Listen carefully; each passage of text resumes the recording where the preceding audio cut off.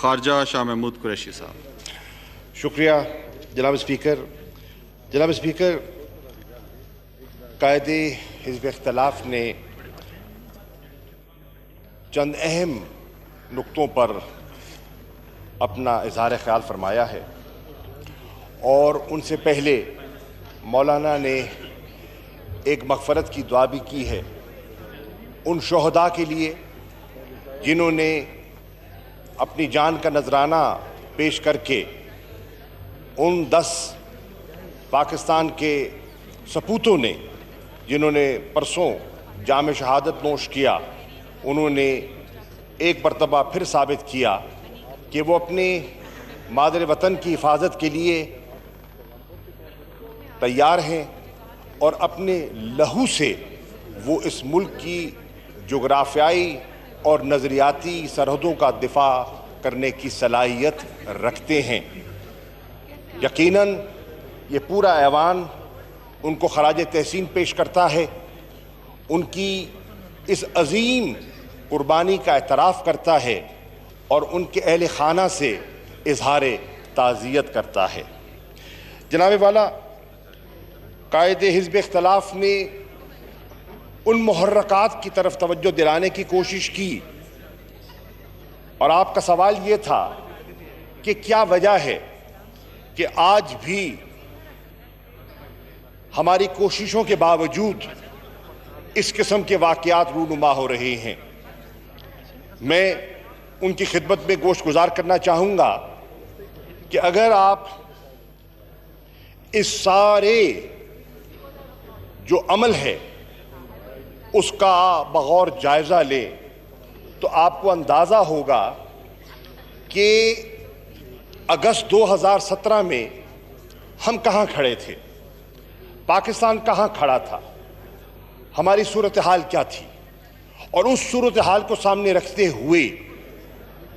جس واشنگٹن کے وزٹ کا آپ نے ذکر فرمایا ہے، اسی دارالخلافہ سے اسی ایڈمنسٹریشن نے، جس کو ٹرمپ ایڈمنسٹریشن کہتے ہیں، انہوں نے ایک ساؤتھ ایشیا اسٹریٹجی کا اعلان کیا. اور اس ساؤتھ ایشیا اسٹریٹجی کی تفصیلات میں جانے کی ضرورت نہیں ہے، یقیناً آپ کے علم میں ہے. اس کا مختصراً جواب یہ ہے کہ انہوں نے اس اسٹریٹجی کے ذریعے افغانستان میں جتنی قباحتیں تھیں، جتنی دشواریوں کا وہ سامنا کر رہے تھے، وہ انہوں نے سب پاکستان کی گود میں اور پاکستان کے کھاتے میں ڈال دی کہ سب قباحتوں کا ذمہ دار پاکستان ہے. انگلیاں اٹھنی شروع ہو گئیں، اور انگلیاں اس قدر اٹھیں کہ آپ کے سامنے ہے کہ آپ کی جو سیکیورٹی اسسٹنس ہے وہ معطل ہو گئی. آپ کے سامنے ہے آپ کی اکنامک اسسٹنس جو ہے وہ معطل ہو گئی، اور آپ کے جو ٹریننگ پروگرام جاری تھے وہ بھی معطل کر دیے گئے. اور اگر کانگریس میں کسی بات پر اتفاق تھا، جیسے کہ آپ جانتے ہیں کہ اس وقت سخت پولرائزیشن ہے، وہاں ڈیموکریٹک پارٹی میں اور ریپبلکن پارٹی میں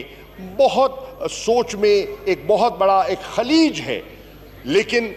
پاکستان کے معاملے میں اور پاکستان کی مخالفت پر وہاں ایک اتفاق دکھائی دیتا تھا. یہ ہے تناظر جس سیاق و سباق کے اندر تحریک انصاف کی حکومت نے باغ ڈور سنبھالی. جناب والا، اگر آپ ان 11 مہینوں کو اگر آپ اس کا جائزہ فرمائیں تو آپ کو اندازہ ہوگا کہ ان 11 مہینوں میں بتدریج سوچ میں تبدیلی آئی ہے، اور سوچ کی تبدیلی اس طرح آئی ہے کہ سب سے پہلے جو امریکہ اور اس کے کچھ اور جو ساتھی تھے، ان کی جو حکمت عملی تھی، اور وہ سمجھتے تھے کہ وہ بزور بازو افغانستان کے دیرپا امن کو حاصل کرنے کے لیے کوئی عسکری ذرائع استعمال کر کے ملٹری سلوشن سے وہ اپنے مقاصد حاصل کر سکیں گے، اس میں ایک بہت بڑی تبدیلی آئی ہے، اور وہ نقطہ جو عمران خان صاحب مسلسل کہتے چلے آئے کہ اگر آپ نے دیر پا امن حاصل کرنا ہے تو وہ ایک پولیٹیکل سیٹلمنٹ کے ذریعے ہوگا، نہ کہ جنگ کے ذریعے، اس پر ایک کنورجنس کی ابتدا ہوئی، اور اس کنورجنس کی ابتدا نے ایک نئے سفر کا آغاز کیا، اور پھر آپ نے دیکھا بتدریج آپ آگے بڑھے۔ اس میں یقیناً دشواریاں تھیں اور ہیں، میں کبھی نہیں کہوں گا کہ آسان سفر تھا، سفر کل بھی مشکل تھا، سفر آج بھی مشکل ہے۔ سب سے پہلے جو ملٹری سرچ کے حامی تھے ان کو پولیٹیکل سرچ کی طرف قائل کرنا یہ ایک بہت بڑا شفٹ تھا۔ الحمدللہ آپ کو، آپ کی حکومت کو اور پاکستان کو اس میں کامیابی اللہ نے دی ہے، اور یہ ایک بہت بڑا شفٹ ہے جس کو ایڈمٹ ہمیں کرنا چاہیے۔ اس کے بعد جناب والا دیکھنا یہ ہے، اس شفٹ کے بعد آگے بڑھنے کے لیے ہمیں کیا کرنا تھا۔ سب سے پہلے یہ تھا کہ امن کے حصول کے لیے ہمیں کچھ اپنی طرف اقدامات اٹھانے تھے، اور کچھ بارڈر کی اس طرف ہم نے توقعات وابستہ کی تھی۔ اپنی طرف ہم نے جو اقدامات اٹھائے اس میں سمجھتا ہوں یہ پورا ایوان مبارکباد کا مستحق ہے، اور ہر پولیٹیکل پارٹی کا اس میں حصہ ہے، اور میں اس کا اعتراف کروں گا کہ جس سے آپ کی سوچ سے اور آپ کی سیاسی بصیرت سے نیشنل ایکشن پلان نے جنم لیا، اور نیشنل ایکشن پلان کو سامنے رکھتے ہوئے آپ نے ایک نئی سمت متعین کی، ایک نیا راستہ اختیار کیا، اور اس کو سامنے رکھتے ہوئے آپ بتدریج آگے بڑھے۔ آپ نے آئینی ترمیم فرمائی، اور اس آئینی ترمیم کے ذریعے وہ علاقہ جس کو علاقہ غیر کہا جاتا تھا اس کو آپ نے امیلگمیٹ کیا، اور اس کو خیبر پختونخوا کا حصہ بنایا۔ نہ صرف خیبر پختونخوا کا حصہ بنایا، وہاں سیاسی عمل کو آگے بڑھایا، اور آپ نے دیکھا کہ ابھی چند دن پہلے وہاں ایک بہت بڑا مجھے یہ کہنے کی اجازت دیجئے ایک کارنامہ رونما ہوا ہے کہ وہ علاقہ جہاں لوگوں نے نقل مکانی کر لی تھی، لوگ اپنے گھر چھوڑ گئے تھے، وہاں الحمدللہ پرامن انتخابات ہوئے، لوگوں نے حصہ لیا۔ ہر پولیٹیکل پارٹی جس کا اس علاقے میں ذکر کرنا، جھنڈا اٹھا کر تقریر کرنا، اپنے پلیٹ فارم سے بات کرنا قانوناً ممنوع تھا، اس پارٹی کو وہاں موقع ملا، انہوں نے اپنی کیمپین چلائی، اپنے کینڈیڈیٹ کھڑے کیے، اور انتخابات کا عمل پرامن طریقے سے مکمل ہوا، جس کو دنیا نے ریکگنائز کیا۔ جناب والا، نہ صرف یہ بلکہ اس کے ساتھ ساتھ آپ نے اس بجٹ میں تسلیم کیا کہ وہ یہ علاقہ ہے، آپ کا جو بارڈر ایریا ہے، اس بارڈر ایریا میں بہت نقصان ہوا ہے، انفراسٹرکچر کا نقصان ہوا ہے، لوگوں کے گھر برباد ہوئے ہیں، لوگوں کا کاروبار برباد ہوا ہے، اور ان کے لیے ایک اسپیشل ڈسپنسیشن ہونی چاہیے۔ چنانچہ آپ نے بجٹ 2019-20 میں ایک خطیر رقم، ایک اسپیشل ڈسپنسیشن کے ذریعے آپ نے 162 ارب روپے کی خطیر رقم آپ نے وہاں مختص کی، تاکہ وہاں ڈیولپمنٹ کے عمل کو آگے بڑھایا جا سکے۔ پاکستان نے بارڈر مینجمنٹ کو بہتر کرنے کے لیے کچھ اور اقدامات بھی اٹھائے، اور یہ بھی میں آپ کی خدمت میں عرض کرنا چاہتا ہوں، اس پہ قوم کا پیسہ خرچ ہو رہا ہے، اور وہ ہے بارڈر فینسنگ۔ بارڈر فینسنگ پہ بھی کچھ لوگوں کو اعتراضات تھے، اور وہاں بھی ہمارے کئی جوانوں نے شہادت کا رتبہ حاصل کیا اس بارڈر کو فینس کرنے میں۔ جو کام ابھی جاری ہے، مکمل نہیں ہوا، لیکن بہت تیزی سے آگے بڑھ رہا ہے۔ ہم نے اپنی طرف پولیٹیکلی بارڈر مینجمنٹ کے لیے،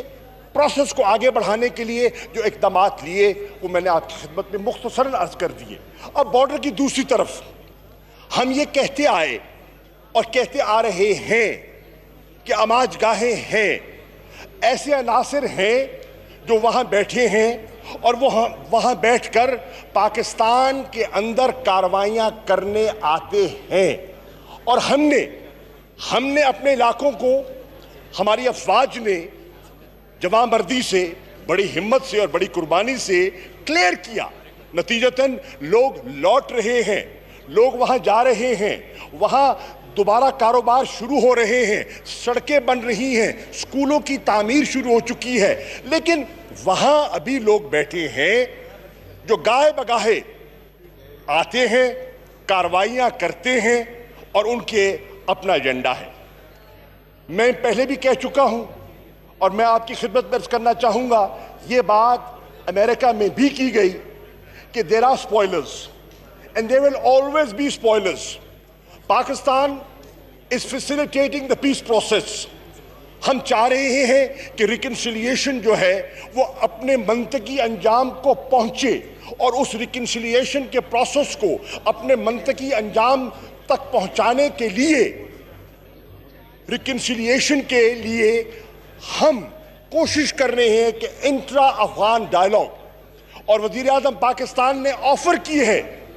اور جناب صدر اشرف غنی صاحب جب تشریف لائے اور پہلے ایک ان کے ذہن میں غلط فہمی نے جنم لیا اور وہ معترض تھے، انہیں قائل کیا کہ ہم اگر ان کے ساتھ رجوع کر رہے ہیں تو اس کے مقاصد کیا ہیں۔ امریکہ میں جا کے انہوں نے ٹرمپ صدر سے اور ایڈمنسٹریشن کو قائل کیا کہ ہم اگر انگیج کرنا چاہتے ہیں تو ہم نے اپنی نیک نیتی، اپنا گڈ فیتھ ثابت کر دیا کہ پیس پروسیس آگے بڑھا ہے، اور آج ہم نہیں، آپ کے فوکل پرسن ایمبیسڈر زلمے خلیل زاد اس بات کا اعتراف کر رہے ہیں کہ پاکستان کا رول کنسٹرکٹیو رہا ہے، پاکستان کا رول پازیٹیو رہا ہے، اور پیس پروسیس آگے بڑھا ہے، اور وہ جو نشستیں ہوئی ہیں دوحہ میں وہ اب آگے بڑھ رہی ہیں، اور آج وہ نشستوں کو آگے اور بڑھایا جا رہا ہے، اور اب یورپین ممالک بھی اس میں، جرمنی بھی اور ناروے بھی اس میں دلچسپی لے رہے ہیں، اور آپ دیکھیں گے عنقریب اوسلو میں ابھی آپ دیکھیں گے ایک اور انشاءاللہ پیش رفت کے امکان موجود ہے۔ ناؤ جناب اسپیکر، لیکن اس کا یہ مطلب نہیں ہے کہ سپوائلرز نہیں ہیں۔ سپوائلرز کون ہیں؟ سپوائلرز وہ ہیں جو نہیں چاہتے اس ملک میں امن ہو، استحکام ہو، جو نہیں چاہتے افغانستان اور پاکستان کے تعلقات میں بہتری آئے۔ ہم نے تعلقات کو بہتر کرنے کی کوشش کی۔ جناب والا، ان 11 ماہ میں 3 مرتبہ کابل گیا اور ان کی قیادت سے رجوع کیا، اور آپ نے دیکھا ہم نے ایک نیا میکنزم ان پلیس کیا جس کو ایپیپس کہتے ہیں، اور اس ایپیپس کی پہلی ریویو میٹنگ اسلام آباد میں حال ہی میں ہوئی ہے، جس میں 5 ورکنگ گروپس نے مل کر بیٹھ کر پورا جائزہ لیا ہے کہ ہم کہاں پیش رفت ہے اور کہاں پیش رفت نہیں ہے۔ جناب والا، اس کے ساتھ ساتھ 4.5 سال کی طویل مدت کے بعد صدر اشرف غنی صدر افغانستان کو پاکستان کی دعوت دی گئی، اور وہ پاکستان تشریف لاتے ہیں اور بڑے اچھے ماحول میں ان سے ملاقات ہوتی ہے اور بات آگے چڑھتی ہے۔ غلط فہمیوں کا جو شگاف ہے اس کو کم کیا جاتا ہے، اور اس کے ساتھ ساتھ صرف وہاں حکومت تک بات محدود نہیں رہتی۔ جناب قائد حزب اختلاف کی خدمت میں عرض کرنا چاہوں گا، جتنی پولیٹیکل پارٹیز ہیں اور جتنے مختلف ایتھنک گروپس ہیں افغانستان کی لیڈرشپ کے، ان کو مدعو کیا جاتا ہے، ان کو دعوت دی جاتی ہے، بوربان میں اجلاس ہوتا ہے، اور لاہور پروسیس کے نام سے ہم ایک نئے عمل کا آغاز کرتے ہیں، اور اس میں کم از کم 5 سے 6 ایسی شخصیات تھیں جو وہاں صدارتی امیدوار ہیں آئندہ الیکشن کے لیے، ان کو بلایا جاتا ہے۔ اور یہ جو ایک تاثر تھا کہ پاکستان کسی خاص طبقے کو ترجیح دے رہا ہے، اس تاثر کو زائل کیا جاتا ہے۔ یہ جو تاثر تھا کہ پاکستان کو اسٹریٹجک ڈیپتھ کی بات کرتا ہے، اس اسٹریٹجک ڈیپتھ کے سوچ کی نفی کی جاتی ہے اور آگے بڑھنے کی کوشش کی جاتی ہے۔ جناب والا، آج آپ کی دعاؤں سے तालिबान निगोशिएटिंग टेबल पर आ चुके हैं। आपकी और हाउस को मैं अर्ज कर दूं, वजीर आजम की ख्वाहिश पर वहां से मुस्बत जवाब आया है कि अगर हमें दावत दी गई तो हम आने के लिए तैयार हैं और बात करने के लिए तैयार हैं। ये भी एक मुस्बत पहलू है आगे बढ़ने का। अब इस प्रोसेस को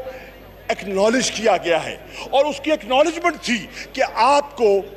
पूरे 5 साल के बाद एक हाई लेवल इनविटेशन मिला, आपको ऑफिशियल विजिट का इनविटेशन मिला और उस इनविटेशन को अवेल करते हुए वज़ीर आज़म पाकिस्तान ने वहां जाकर पाकिस्तान का नुक्ता नज़र, पाकिस्तान का विजन, पाकिस्तान का मौक़िफ़ वहां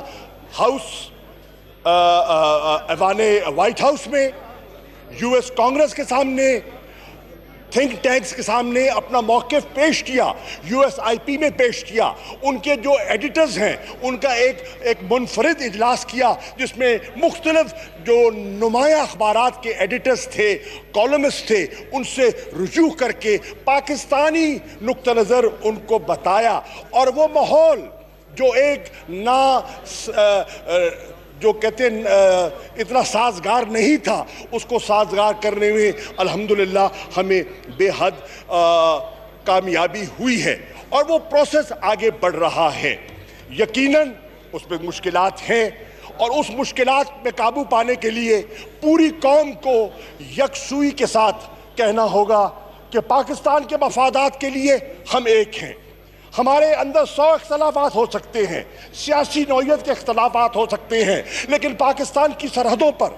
पाकिस्तान के जुग्राफिये पर, पाकिस्तान के नज़रिए पर और पाकिस्तान के दिफा पर इस कौम को कोई इख्तलाफ नहीं है। जो मुजाहरा आपने 26 फरवरी को देखा, जो मुजाहरा आपने 27 फरवरी को देखा जब हिंदुस्तान ने जाहरियत की और इस ऐवान ने एक मुत्तफ़िका करारदाद पेश की, वही मुजाहरा आज दुनिया तवक्को करती है कि पाकिस्तान उसी मुजाहरे से आगे बढ़ेगा और दुनिया को बावर कराएगा कि हम एक कौम हैं, हमारा एक मकसद है, हम अमन चाहते हैं, हम इस्तेहकाम चाहते हैं और इसलिए चाहते हैं कि हमारा अपना अमन, हमारा अपना इस्तेहकाम अफ़गानिस्तान के अमन और इस्तेहकाम से जुड़ा हुआ है। उनकी तरक्की होती है, रिकन्स्ट्रक्शन होती है, नया इकनॉमिक कॉरिडोर बनता है, गवादर पोर्ट की तरक्की होती है और स्पेशल इकनॉमिक जोन्स आगे बढ़ते हैं। CPEC 2 का फेज़ 2 का इस हुकूमत ने जो मुआहदा मुकम्मल किया है वो परवान चढ़ता है तो उसमें नई इकनॉमिक इन्वेस्टमेंट्स की अपॉर्चुनिटीज़ क्रिएट होती हैं और उससे पाकिस्तान की भलाई होती है, रोज़गार के मौके पैदा होते हैं या खुशहाली आती है। और वो इलाका जो 4 दहाइयों से एक कैफियत में मुब्तला था, जंग और जदल में मुब्तला था, वहाँ अमन की जो है उम्मीद की किरण फूटती है। तो जनाब वाला, मैं आपकी खिदमत में, अपोजिशन के कायदीन की खिदमत में ये अर्ज करना चाहूँगा कि हमें इस मामले में यकजवा होकर बात करनी है और आपने की है। आपने ये भी फरमाया कि इस पर डिबेट होनी चाहिए, बिल्कुल होनी चाहिए, कोई एतराज़ नहीं है। जब भी आप तारीख मुकर्रर फरमाएंगे इस पर पूरी बहस कर लेंगे, आपके नुक्ते नज़र को सुनेंगे और आपके नुक्ते नज़र में जो बात काबिले गौर होगी उसको ज़रूर उस पर गौर किया जाएगा और जब वो डेट आएगी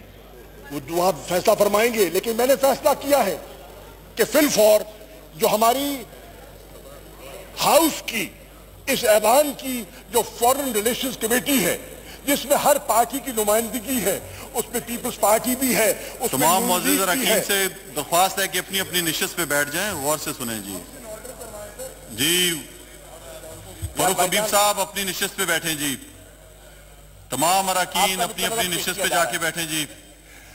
तो वो जो हाउस की फॉरेन रिलेशंस कमेटी है